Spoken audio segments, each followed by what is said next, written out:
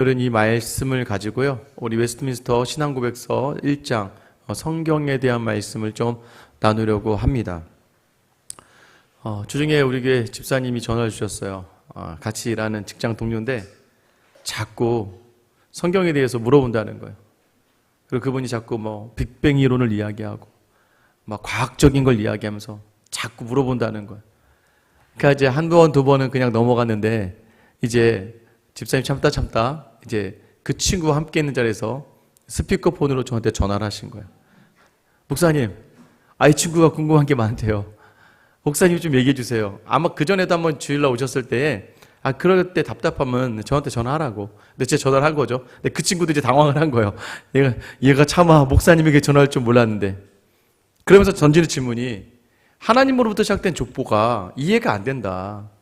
이게 과학적으로 어떻게 증명이 되고 논리적으로 이걸 어떻게 이해해야 되느냐라는 것이었어요.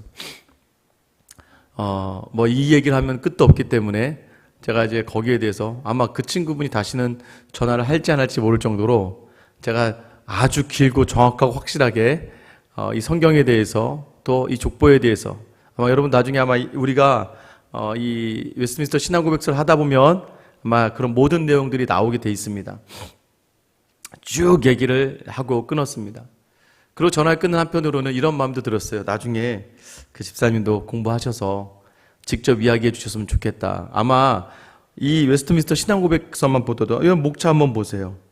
목차 보시면 성경에 관하여, 하나님과 성삼위일체에 관하여, 하나님과 영원한 작정에 관하여, 창조, 섭리, 타락과 죄 쭉 가다 보면 중보, 그리스도, 생명 이른 회개, 선행, 성도의 견인, 은혜의 구원, 하나님의 율법, 구원의 신앙, 합법적인 맹세, 성도의 교통, 교회, 성례, 세례 쭉 나오잖아요.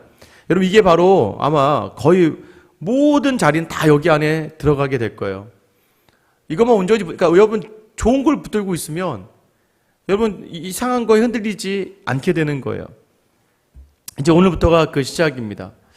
이 시작을 통해서 저와 여러분이 언제 끝날지 모르겠어요. 제가 보니까 오늘 성경을 다 할 수는 없을 것 같아요. 정해진 시간이 있기 때문에 여기서 막 한 시간씩 하면 여러분 너무 힘들어지기 때문에 이것을 이제 계속해서 되는 데까지 하고 마무리할 때마다 말씀으로 마무리를 하려고 합니다. 아마 33강까지 몇 주에 걸쳐서 하게 될지 모르겠지만 여러분 이것이 우리에게 정말 필요한 게 뭐예요? 그 끝에서 저는 여러분들이 여러분의 자녀와 믿음의 후배들 또는 성도들이 어떤 것을 이야기했을 때 명확하게 정말 답을 제시해 줄 수 있고 이유를 이야기할 수 있고 하나님 뜻을 전할 수 있게 되기를 예수님의 이름으로 축원합니다. 배워야 됩니다. 배워야 돼요. 그래서 우리 코로나에 걸린 자매에게 제가 오늘 꼭 유튜브로 들어와서 꼭 들어라. 그래서 내가 교환을 그래서 내가 강의안을 유튜브로 올린 거다. 단톡방에 올린 거다. 꼭 들으셔야 돼요. 여러분 우리 교회 성도들이라면 한 번 정도는 꼭 전지를 한번 다 보고 가야 그 다음에 혹시 수요일날 못 오실 때는 집에서라도 교환 저에게 받으셔서 꼭 여러분 들어보시고 주일날도 하면 여분이 좀 있을 거니까 가져다가 꼭 유튜브를 통해서 들어보셨으면 좋겠습니다. 웨스트민스터 신앙고백에 대한 내용, 역사와 배경에 대해서는 지난주에 설명을 했고요. 이제 오늘 본문으로 들어갑니다. 신앙고백서, 그리고 제일 먼저 중요한 게 뭐겠어요? 당연히 성경에 대해서 다루는 거예요. 왜요? 웨스트민스터 신앙고백의 모든 자리가 성경을 기준해서 나타냈기 때문이에요. 여러분 드린 교환을 보면 막 각 주가 다 달려있죠. 한 구절 한 구절마다 그것이 다 성경 말씀에서 꺼내왔다는 것을 이야기하고 있는 거예요. 그러니까 모든 근거를 전부 다 성경에서 꺼내온 신앙 고백서입니다. 여러분 1장이 성경에 관하여 라고 해서 우리 시작해요. 저희 1번 한번 같이 한번 읽어보겠습니다. 1번입니다. 시작. 본성의 빛과 또 창조와 섭리의 일들이 하나님의 선과 지혜와 권능을 나타내어 사람이 핑계할 수 없게 하나 그것들이 구원에 필요한 하나님과 그의 뜻에 관한 지식을 충분히 주지 못한다. 그러므로 주께서는 여러 때 여러 방식으로 자기의 교회에 대하여 자신을 계시하시며 자기의 뜻을 여러 방식으로 자기의 교회에 대하여 자신을 계시하시며 자기의 뜻을 선언하시는 것을 그리고 후에는 진리를 더 잘 보존하시고 전파하시며 또 육체의 부패와 사단과 세상의 악에 대항하여 교회를 더 견고하게 설립하시고 위안하시기 위하여 그 동일한 질을 전부 기록에 맡기시기를 기뻐하셨다. 이것이 성경을 가장 필요한 것으로 만드니 하나님께서 그의 백성에게 그의 뜻을 계시하신 이전의 방법은 지금 정지되었다. 되게 어렵죠. 근데 이 어렵지만 사실 쉽게 풀어 쓴 웨스트민스터 신앙고백도 있습니다. 근데 지금 우리가 읽었던 이 본문이 대한예수교 장로의 합동교단에서 신앙고백으로 이걸 그대로 번역해서 쓰고 있는 거예요. 아마 우리 교단 홈페이지에 들어가면 이게 그대로 올라와 있습니다. 그래서 우리 교단 거에 맞춰서 한번 제가 좀 어렵지만 하나씩 해설하며 가려고 해요. 먼저 여러분 계시라는 단어를 알고 계셔야 돼요. 계시가 뭐예요? 계시가 자기를 이렇게 알리는 거죠. 뭔가 이렇게 알리는 거예요. 계시라는 것은 우리 믿음으로 볼 때는 하나님이 자기 자신을 우리에게 알려주시는 것을 이야기해요. 하나님이 먼저 자기 자신을 우리에게 보여주시지 않으면 우리는 하나님을 알 수가 없습니다. 그래서 이 계시, 알려줌의 주체가 누구냐? 하나님이 되시는 거예요. 하나님이 먼저 오셔서 당신을 우리에게 보여주시는 거죠. 그럼 우선 먼저 이런 계시 중에 우리가 모두가 볼 수 있는 계시가 있습니다. 믿음이 있건 믿음이 없건 모두가 알 수 있는 계시가 바로 일반 계시라는 거예요. 일반 계시. 일반 계시는 뭐 일반인들도 볼 수 있는 계시. 그래서 그것은 뭐예요? 오늘 처음 시작할 때 어떻게 시작했습니까? 본성의 빛이라고 이야기하죠. 여러분들 나중에 이제 뭐 궁금하시면 영어로도 보시면 돼요. 그냥 사람이 딱 태어나면서부터 가지고 있는 질문들이 있습니다. 인생이 가지고 있는 그 본성 속에서 가지고 있는 것도 있고 또 하나 창조의 섭리, 해와 달과 별과 같은 만들어진 것을 보면서 여러분 사람들이 가르쳐주지 않아도 해에게 가서 막 제사 지내고 신이라고 이러고 그죠? 바다로 가고 막 그러니까 자연 만물을 보면서 뭔가 신비한 걸 느껴요. 또는 삶의 자리에서 우리가 어떤 한계를 느껴요. 제가 그분이 이야기한 것 중에 뭘 이야기했냐면 과학적이고 논리적이고 합리적인 것들로만 하기에는 이 세상에 비과학적이고 비논리적이고 비합리적인 일들이 너무나 많이 일어난다는 거예요. 그죠? 뭐 우리가 일상 중에서도 기적과 같은 일들은 많이 경험하잖아요. 말도 안 될 일들이 일어나고 그게 뉴스로도 여러분 나타나죠. 그런 건 다 어떻게 설명할 거예요? 그러니까 기적적이라는 건 과학적으로 논리적으로 합리적으로 안 되니까 기적적이라고 이야기하는 것이죠. 그런 일들이 있어요. 특별히 이 믿음의 자리에 있다 보면 더 그런 일들을 많이 경험하게 될 때가 있죠. 뭐 어떤 분은 매일매일이 기적이라고 이야기해요. 매일매일 저는 여러분이 매일매일 기적을 체험하게 되길 축원합니다. 여러분 이게 뭐냐면 일반적으로 주어진다는 거. 우리만 그러는 게 아니라 믿지 않는 사람들 중에서도 그런 경험을 하게 된다는 거예요. 갑자기 어느 날 귀신이라는 존재를 인식하게 되고 두려움의 존재를 인식하게 되고 또는 잠을 자다가 다들 그러죠. 나 가위 눌렸어. 무섭다고 막 가위 눌렸다고 아이들도 막 오죠. 막 귀신 꿈꿨다. 뭔가 육체 논리적으로 뭔가 설명할 수 없는 뭔가 두려움의 자리들이 있고 또 때로는 뭔가 미지의 신의 영역, 그러니까 자기도 모르게 뭔가 기도하는 그런 사람들 많이 보죠. 또 징크스라고 하는데 이제 뭐 선수들이 뭔가를 자꾸 막 오늘은 왼팔에 양말을 거꾸로 신어서 나가지 않고 그러면 뭔가 안 될 것 같은 그런 마음들. 그냥 사람이 그 논리적이고 합리적이지 않거든요. 또 하나는 무엇입니까? 만들어진 것들, 해달별을 보고 자연을 보면서 인간이 이런 것들이 어떻게 우주가 만들어졌어요. 그런 것들을 보면서 이거 뭔가가 있는데를 느끼는 거예요. 로마서 2장 14절 15절에 보면 율법 없는 이방인이 본성으로 율법의 일을 행할 때에는 이 사람은 율법이 없어도 자기가 자기에게 율법이 되나니 이런 이들은 그 양심이 증거가 되어 그 생각들이 서로 혹은 고발하며 혹은 변명하여 그 마음에 생긴 율법의 행위를 나타내느니라. 이 말의 의미가 무엇이냐면 자꾸 자기 안에서도 무언가 선을 향한 마음들, 무언가 옳고 그름에 대한 마음들을 가지고 있다는 거예요. 여러분 그래서 내세가 없다, 아무것도 없다, 아무 세상이 없다. 여러분 사람이 그냥 막 살아갈 수도 있잖아요. 굉장히 이기적으로. 사람 안에 뭔가 선한 것들이, 뭔가 자기 자신을 비추는 것들이 있다는 것을 인지하는 그러한 본성이 우리 모두에게 있다는 걸 얘기하는 거예요. 또 하나는 뭐였어요? 로마서 1장 19절 20절입니다. 이는 하나님을 알만한 것들이 그들 속에 보임이라. 하나님께서 이를 그들에게 보이셨느니라. 창세로부터 그의 보이지 아니한 것들 곧 그의 영원하신 능력과 신성이 그가 만드신 만물에 분명히 보여 알려졌나니 그러므로 그들이 핑계하지 못할지니라. 이런 뭐예요? 일반 계시. 그러니까 일반적으로 만들어진 세 달별을 보면서 사람들로 하여금 하나님이 신을 인식하게 한다는 거예요. 뭔가 넘어서. 그래서 이 하나님을 보지 못하니까 전부 다 산신령, 용왕, 그죠? 그 선, 태양의 신, 달의 신, 요 정도 선에서 이게 특별하거든요. 여러분, 이게 제가 지난번에 한번 말씀드렸지만 이 똑똑하다는 분들, 과학자들 중에서도 믿음 있는 분들 되게 많으시고, 과학자나 박사들 중에서도 다른 종교에 있는 분들도 많으시고, 정치하시는 분들은 꼭 대선만 되면 전보로 가시고, 이런 그런 미지의 영역들이 안에 두려움이 모든 사람들에게 있다는 거예요. 근데 이것이 무엇이 하나님께서 모든 인류에게 핑계하지 못하도록 자기 자신을 계시해 준다는 거예요. 이것을 뭐라고 하냐면 일반 계시라고 해요. 이것은 뭐냐면 뒤에 보시면 하나님의 선과 지혜와 권능을 나타내어 핑계할 수 없게 하나. 그러니까 하나님의 선하심과 여러분 뭐예요? 세상에도 공이라는 게 있어요. 또 하나님의 지혜와 권능이 이 피조물 세계에서 막 만들어졌다는 걸 이야기해요. 사람들이 핑계하지 못할 거라는 거예요. 왜요? 인간의 생각과 인간의 지식으로는 이해할 수 없는 영역이거든요. 이거를 이제 일반 계시라고 이야기합니다. 그런데 하나님이 그 일반 계시 속에서 확실히 느끼지 못할 게 하나가 있어요. 그게 뭐냐면 구원에 관해서는 알 수가 없다는 거예요. 구원. 어떻게 구원받느냐, 이것에 대해서는 알 수가 없어요. 그래서 두 번째 줄에 보면 그것들이 구원에 필요한 하나님과 그의 뜻에 관한 지식을 충분히 주지는 못한다. 그러니까 이 땅에 있는 인간의 생각과 세상에 만들어진 걸로는 하나님이라는 존재를, 신이라는 존재를 인식할 수 있지만 그게 구원으로까지는 연결이 안 된다는 걸 얘기하는 거예요. 그럼 구원은 어떻게 하느냐? 그러므로 주께서는 여러 때에 여러 방식으로, 여러 때에 여러 방식. 이게 뭘 얘기하는 거예요?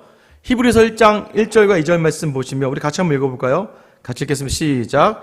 옛적에 선지자를 통하여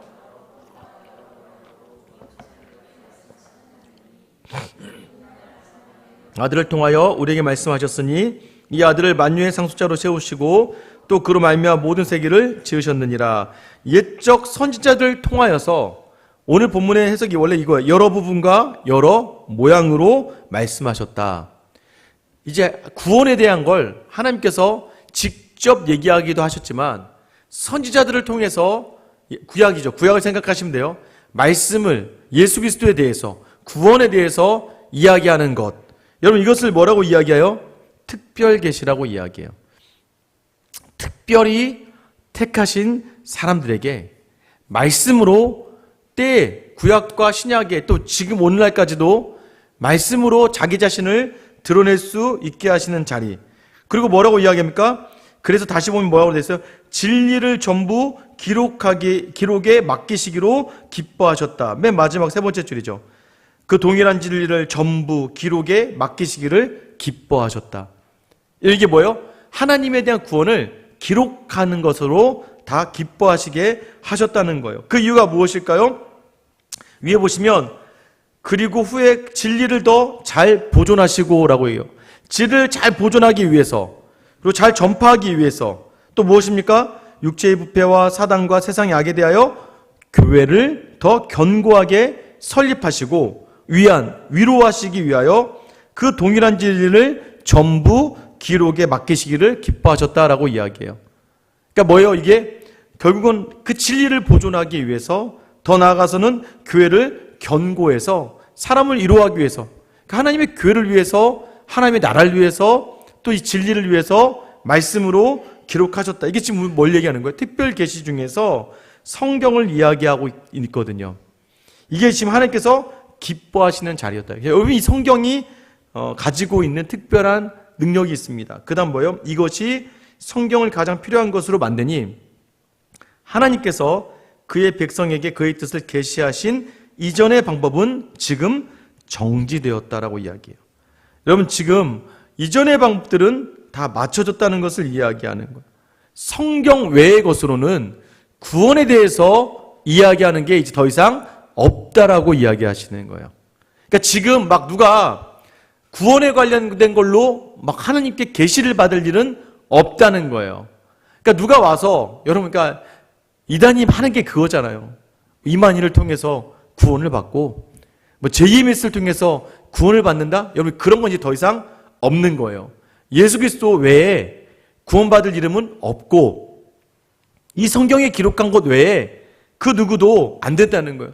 여러분, 성경의 목적이 뭐였어요? 제가 여러분에게 누누이 말씀드리잖아요.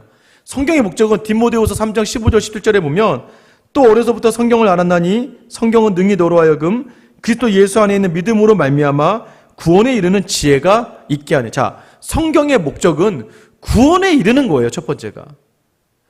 성경은 인류가 어떻게 시작되고, 물론 성경에 그렇게 나와 있지만 뭐 그때 누가 누구랑 결혼하고 이런 것들, 뭐 지금 뭐 코끼리는 뭐 구원 받아요, 이런 거에 대해서 중요한 게 아니라 하나님의 사람이 구원을 어떻게 받느냐가 첫 번째 목적이고, 16절에 보면 모든 성경은 하나님의 감동으로 된 것으로 교훈과 책망과 바르게 함과 의로 교육하게 유익하니, 17절, 이는 하나님의 사람으로 온전하게 하며 모든 선한 일을 행할 능력을 갖추게 하려 함이라. 사람으로, 우리로 온전한 성도가 되게 하시는 것. 그러니까 여러분께 성경의 목적이 딱 정해져 있어요. 우리가 구원받기 위해서. 여러분 우리가 말씀대로 서 있기 때문에 우리가 구원받는 줄 믿으시기를 축원합니다. 그게 구원이에요. 또 하나 뭐예요? 말씀 따라가면 온전하게 된다는 거. 완전한 게 아니라 온전한 하나님의 사람이 되어서 그러니까 선을 행할 능력을 갖추는 거예요. 우리가 알고 있는 도덕적인 선을 행하는 게 선이 아니라 하나님의 기준에서의 선이 선이라는 것을 온전히 아는 것, 이게 성경의 목적 중에 하나였다는 거예요. 여러분, 구원에 계시는 이제 이 성경에서 끝났다는 거예요. 자, 이 구원의 성경이 더 이상 이전의 방법은 지금 정지되었다라는 표현은요, 어떻게 이해할 수 있습니까? 여전히 이제 이 성경을 통해서 우리에게 말씀하시는 구원의 자리가 있다는 걸 이야기하는 거예요. 그래서 우리는요, 성경으로만 이제 하나님의 구원과 하나님의 뜻을 해석하고 확인할 수 있다라고 여기서 이야기하는 거죠. 그러니까 여러분, 다른 게 중요한 게 아니에요. 이 성경만 가지고 온전히 묵상하고 성경을 따라가는 것, 이게 우리 구원의 모든 자리가 여기 있다고 이야기하는 거죠. 여러분, 두 번째를 보시면요, 이 양을 보시면 성경 즉 기록된 하나님의 말씀의 명칭 아래 현재 구약과 신약의 모든 책들이 포함되어 있으니 그 책들은 다음과 같다. 여러분, 이건 다 아실 거라 믿습니다. 이게 주일이었으면 다 설명해 드리는데, 창세기부터 요한계시록, 구약 39권, 신약 27권. 자, 이것을 이제 여기서 밑에 뭐라고 하나 해석이 있죠. 이 모든 책들은 하나님의 감동으로 된 것으로 신앙과 생활의 법칙이다라고 이야기해요. 그러니까 지금 66권이 하나님의 감동으로 되었다. 그래서 신앙과 생활의 법칙이 된다라는 거예요. 이제 여러분, 여기서 우리가 놓치지 말아야 될 단어가 하나님의 감동입니다. 구약을 누가 정했냐면, 구약은요, 예수님이 태어나고 돌아가시고 나서도 한참 있다가 AD 90년경에 유대인들은요, 성경을 구전으로 전수했습니다. 입으로 전달한 거예요. 계속해서. 그래서 문서화된 것도 있어요. 그런데 이제 중요한 게, 어느 게 이게 정해진 성경 이런 게 없었어요. 그러니까 AD 90년 얌리아라는 곳에서 회의가 이루어집니다. 이 벤 자카이라고 하는 랍비가 주도를 해요. 보니까 큰일 났어. 뭐가 큰일 나냐면, 저 예수 믿는 것들이 갑자기 유대교랑 섞여 들어와요. 그러니까 막 자꾸 이 예수 믿는 이 애들의 문제가 뭐냐, 막 바울이 쓴 편지도 성경이래. 그러면 이상한 것들도 막 갖다가 이게 막 하나님의 말씀이라니까 안 되겠다 해서 유대 학자들이 다 모여서 우리가 구약을 정리하자 해서 정리한 게 39권이에요. 이 39권을 정리를 딱 했습니다. 이게 히브리인들이 인정하는 구약 성경이다. AD 90년이에요.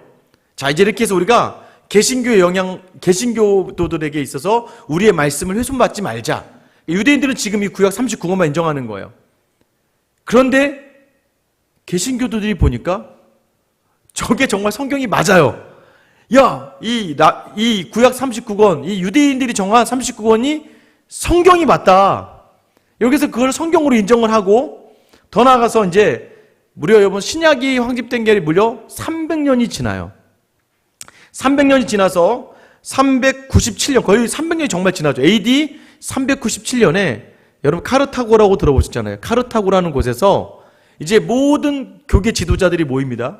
교부들이 모여서, 우리가 신약도요, 막 너무 많은 거예요. 뭐 이상한 책도 있고 변질되고 그러다 보니까 우리가 정경을 정하자라고 해서 카르타고에서 정경으로 정한 게, 유대교가 정한 39권의 구약이 성경이 맞다라고 인정으로 받아요. 그리고 또 하나는 뭐냐면 신약의 27권을 정합니다. 이때 정경을 정하는 기준이 있습니다. 첫 번째는 뭐냐면 예수 그리스도를 증거해야 된다. 구약의 39권이 유대인들이 골랐는데 다 예수 그리스도를 증거해요. 그러니까 이건 증거하는 게 맞아. 그리고 마태, 마가, 누가, 요한 다 예수를 증거해요. 그래서 기준이 되는 거. 또 하나는 사도적이어야 돼요. 사도적이라는 게 뭐냐면 예수 그리스도를 따라가는, 예수를 따라갈 수 있는 그 내용들이 담아야 되는데 그 내용들이 그대로 담아져 있어요. 또 하나는 뭐냐면 영감. 아까 얘기한 성령의 영감이 이어서인가, 영감성을 같이 고민하는데 이 책을 읽을 때 영감이 뭐예요, 여러분?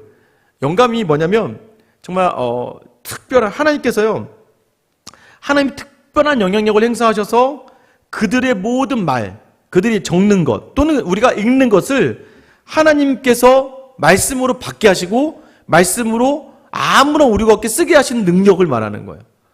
그러니까 이들이 왜요? 여러분 지금 성경은요 베스트셀러예요. 전 세계에서 가장 많이 팔린 책이잖아요.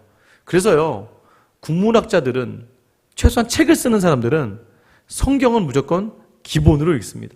심지어는요 그 절에 있는 스님들도 성경은 무조건 읽어요.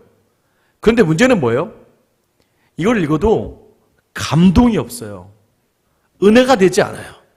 그런데 이 카르타고에 모였던 이 교회 지도자들이 구약의 39권과 신약의 책들을 읽어나가는데 안에서부터 성령의 감동을 느껴요.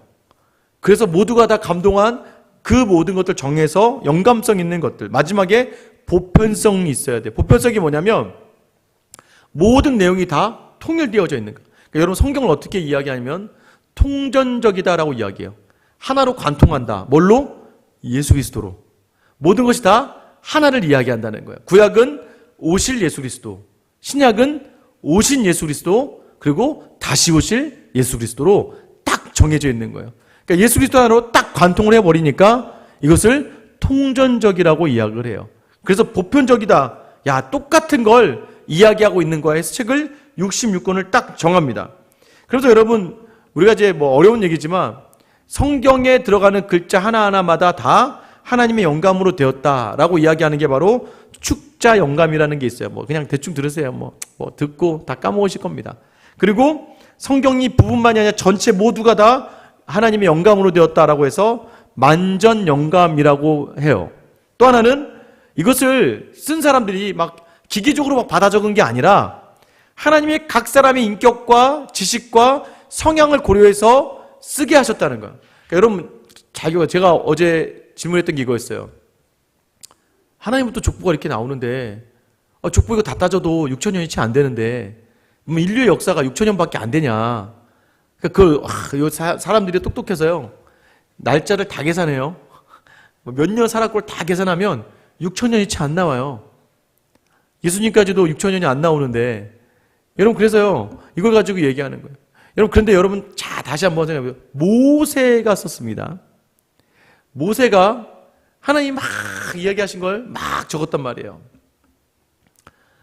여러분 제가 지금 시간 되게 빨리 가네요. 23분 동안 얘기했는데 여러분 한번 정리해서 적어보세요. 몇 글자 적을 수 있겠어요? 모세가 사람이거든요. 그러니까 모세도 듣고, 여러분 처음에는 종이가 없어요. 듣고 신명기, 그러니까 나중에 기록한 이 광야 세월 중에 하나님께 들은 걸 모세가 정리한 거예요. 그러니까 모세의 한계가 있단 말이에요. 그러니까 모세가 중요한 것만 적었겠죠. 여러분 조상 한번 해볼까요? 제가 그 청년에 물어봤어요. 조상님 기억하는 사람 이름 한번 대보라고. 여러분 조상 중에 기억나는 사람 한번 대보세요. 박씨 해봐야 박혁거 세보 정도 나오고, 김씨 해봐야 자기 집안에 김구 있으면 한 명 나올까 말까지 한 3명 이상 기억하는 사람 없더라고요. 여러분 3명 이상 기억하세요? 우리 아버지 할아버지 그럼 또 3명이 되긴 하겠네요. 없단 말이죠. 그러니까 성경이요 상징성이라는 게 있단 말이에요. 모세가 적어나갈 때 중요한 사람들, 여러분 마태복음 보면 왕들의 이름 몇 명이 빠지잖아요. 왜 빠져요? 목적을 가지고 쓰기 때문이거든요. 목적. 마태복음은 14대, 14대로 끝내야 돼요. 14라는 숫자가 어떤 걸 의미한다고 그랬어요? 다윗을 히브리어 숫자로 딱 정리하면 14라는 숫자가 나와요. 그러니까 지금 다윗의 자손으로 오신 예수 그리스도를 강조하기 위해서 마태복음의 족보를 일부러 14대로 하면서 중간에 있는 몇 명의 왕들 쭉쭉쭉 빼요. 이게 잘못된 게 아니라 목적이 있다는 거예요. 창세기도 아브라함, 아담과 가인과 아벨, 셋, 그죠? 셋의 아들 에노스. 여러분 이게 정말로 막 다음 이렇게 간다고 생각하시면 안 돼요. 성경의 모든 자리가요, 상징이라는 게 있는 거예요. 여러분 모세의 한계라는 게 있는 거예요. 여러분 그러나 우리가 아까 성경의 목적이 뭐라고 그랬어요? 구원을 받고 온전케 하는 데 있어서 거기에 목적이 있기 때문에 나머지는 좀 생략해요. 대화를 하다가도요, 여러분 남편하고 아내하고 대화할 때 오늘 아침부터 아침 7시부터 밤 9시까지 있었던 일 다 얘기하지 않잖아요. 딱 내가 하고 싶은 거 하나만 딱 정해서 딱 이야기하는 것처럼 성경은 딱 구원받을 만큼, 성경은 딱 온전하게 할 만큼만 기록되어져 있고, 그런데 그때마다 하나님 사람을 사용하세요. 그래서 마가복음을 보면, 여러분 보세요. 마가복음 또는 베드로전서를 보면 베드로가 성격이 급해요. 그래서 성격이 급한 사람의 특징이 뭐예요? 빨리 끝내고 싶으니까 마가가 베드로의 제자였거든요. 베드로에게 들은 복음을 정리하다 보니까 14장으로 딱 끝나죠. 16장으로 딱 끝나잖아요. 베드로전서를 보면 굉장히 표현이 굉장히 투박해요. 그 사람의 성격과 그 사람의 상황과 배경을 그대로 사용하세요. 그래서 여러분 여기서 성경을 우리가 저자라고 하지 않아요. 성경을 기자라고 이야기합니다. 하나님께서 저자가 되시고 성령이 저자가 되시고 그 사람을 사용하시는 거예요. 자, 그래서 그럼 왜 그게 중요하느냐? 그 사람을 사용하시는 것마다 그 사람의 특별한 우리의 인격적, 유기적 영감설이라고 그래요. 유기적, 기계적 영감설이 아니라 유기적으로 하나님과 인격적인 관계 아래서 이 글을 기록해 나간 거예요. 반대로 오늘날 우리도 유기적 영감을 받아서 우리가 동일한 말씀을 읽어도요, 여러분 우리에게 하신 하나님이 다 각자의 하나님이 특별하게 임하시기 때문에 똑같은 말씀을 읽어도 적용하는 포인트가 다 달라요. 왜요? 하나님 우리의 상황과 환경과 우리 인격과 성품과 수준을 알고 계시기 때문이에요. 그래서 하나님께서는요, 하나님의 영감에 의해서 이 성경을 기록하고, 또 우리도요, 하나님의 영감을 가지고 읽어나가기 때문에 우리가 은혜를 받는 거예요. 여러분 옆에 있는 사람한테 줘봐서 암만 읽어보라 그러세요. 그거 읽어도 무슨 말인지 모르고요, 믿지도 못하겠고요, 답답해요. 그런데 우리는 읽어나갈 때마다 아멘으로 받게 되고, 읽어나갈 때마다 신기하게 우리에게 은혜가 있죠. 아까 여기서 뭐라고 이야기했습니까? 신앙과 이 모든 책들은 하나님의 감동으로 된 것으로 신앙과 생활의 법칙이다. 그 영어로 뭐로 되어 있어요? To be the rule of faith and life죠. 뭐예요? 우리의 신앙과 우리의 생명을, 삶을 주관하고 다스리는 역할을 뭐가 한다는 거예요? 이 성경이 한다는 거예요. 그러니까 여러분 우리가 말씀이 우리를 다스리는 삶을 살아가는 게 성도의 온전한 삶이라는 걸 얘기하고, 그것을 이루어지는 과정의 도구가 하나님의 영감, 성령을 통해서 받고 성령을 통해서 우리가 인지하기 때문입니다. 큰일 났네요. 오늘 5분까지는 해야 되는데 시간이 이렇게 빨리 가네요. 네, 2번까지죠. 네, 2번까지. 네, 2번까지. 여러분 기억하셔야 돼요. 우리가 성경을 읽어나간다는 건 우리 힘으로 읽어나가는 게 아니에요. 그래서 우리가 처음 사도행전 말씀 읽었던 게 뭐예요? 우리가 사람의 말을 두려워하라, 하나님의 말씀을 두려워하라 라고 이제 이해하잖아요. 어떤 상태입니까? 베드로가요, 성문 앞에 있었던 안진병이를 고칩니다. 은과 금 내게 없어도 내게 있는 거 내게 주니 곧 나사렛 예수 이름으로 일어나 걸어라. 걸었어요. 난리가 났습니다. 그러자 이 종교 지도자들이 와서 너 누구 이름으로 하는 거야? 예수 이름으로 전하지 마 라고 얘기했더니 그때 이 베드로와 요한이 얘기하는 거죠. 하나님 앞에서 너희의 말을 듣는 것이 하나님의 말씀을 듣는 것보다 옳은가 판단하라. 하나님의 말씀으로 우리가 살아야 될 이유가 무엇이냐면, 하나님이 자기 자신을 말씀을 통해 나타내시고 하나님의 뜻과 하나님의 계획을 이 말씀을 통해서 우리에게 인도하시기 때문에 하나님의 사람이 하나님의 말씀대로 따라가기를 원하는 거예요. 여러분 이 뒤에서 나중에 다음 주에 좀 더 자세하게 하겠지만, 이 웨스트민스터 신앙고백이 왜 나오게 되었습니까? 카톨릭이기 때문에. 카톨릭에서 카톨릭은 뭘 얘기하냐면 말씀보다 교회 조직이 우선이다. 말씀보다 교회 역사가 우선이 되는 거예요. 그러니까 말씀보다 우선하는 게 있는 거예요. 교황을 중심으로 한 조직. 인간이 세우는 그 교회가 말씀을 우선한다고 자꾸 이야기하는 것이, 마치 베드로에게 종교 지도자들이 네가 무슨 권위로 이것을 하냐와 똑같은 거예요.